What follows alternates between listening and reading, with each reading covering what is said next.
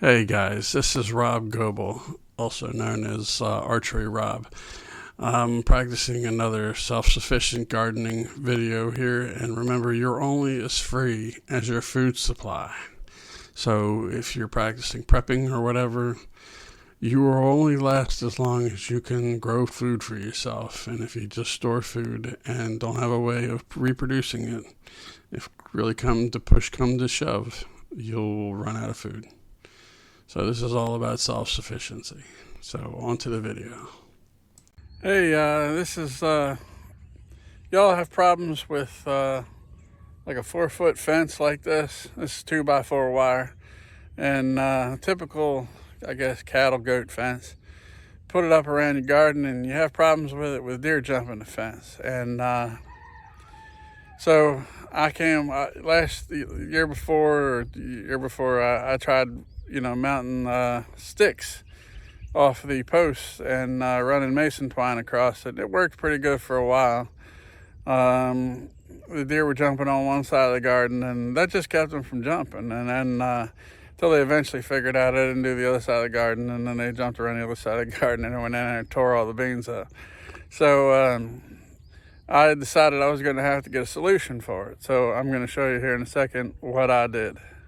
So here's the entrance to the garden with 2 gates so the tractor can get through easily.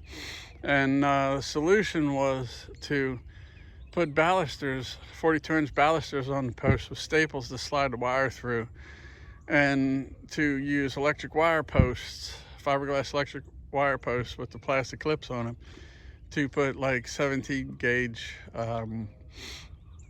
steel wire through it, because that was cheaper, and I just need something visual to keep them out. So I don't have like cattle going to push on this or anything, but as you can see here, the ends, I had to go with a 2x4, and I sloped the top of it so it would shed water, and then there's a staple and a staple and a staple for 3 runs of wire. And I don't know how well it can be seen, but like, there's a run of wire, 2nd and 3rd, over top of the fence. So when it comes down around this way, there's the other side of the garden going down, and of course across this end I'm probably going to put high-vis orange rope like I use for my hunting ladder stands. I'll put a link for that and get off Amazon. Put 2 of them across there so it's easily seen, and nobody gets hung up and forgets to take it off to drive down the tractor, drive the tractor through. And I'll just use little S hooks to hold it up, just so it's visual, so the deer see it and humans see it, so they don't get hung up driving the tractor through. But we'll go on down. Here's the corner. So I did this one on an angle with the on the outside of it, and then here is one of the first wire posts. See, the wire goes through that one, and that one, and then the 4th one is just sitting there above it. I could put one in it, but the spacing is less than a foot. I don't think deer ain't gonna jump through that, and if they try, they're gonna get hung up and remembered as a bad memory. And then I just have it tied with stainless steel lock wire.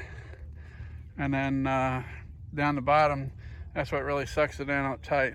So it's just sitting in the little key there, other side of the T-post. These are, I guess, 5-foot T-posts, so they're in the ground foot. And hold on. So here's what I did on a post. I got balusters and staples in them to match, and I drilled the staples in the top and the bottoms just so they're in there enough to hold it.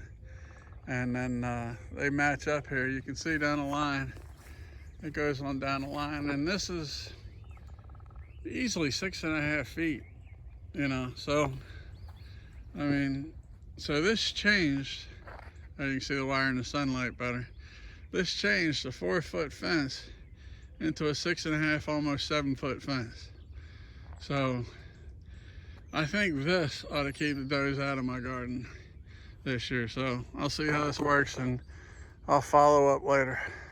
Okay, so here's the end of it. You can see, like I said, 2x4s are all on the ends and all on the corners, and it runs down all the way down there. This is the end. It's like a 245-foot run all the way down to the other side of that garden.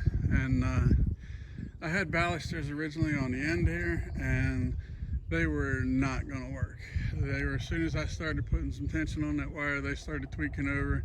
And the first time anything hit that wire or anything, the balusters were just going to break and it was going to be useless. So I had to go with 2x4s. It'd be better if the post was taller, but we're trying to manage what we already existing have and not replace everything. So, I mean, I spent $50, I guess, on 30 of these stakes at Tractor Supply. Oh, and by the way, these things are cheaper if you order them online and pick them for the store, then show up and buy them in the store. So buyer beware.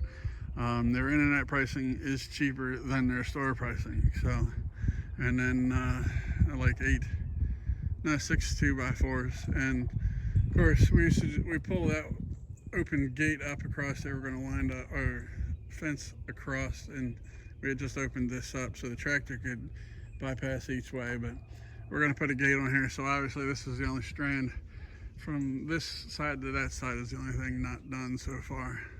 So this should work out pretty good.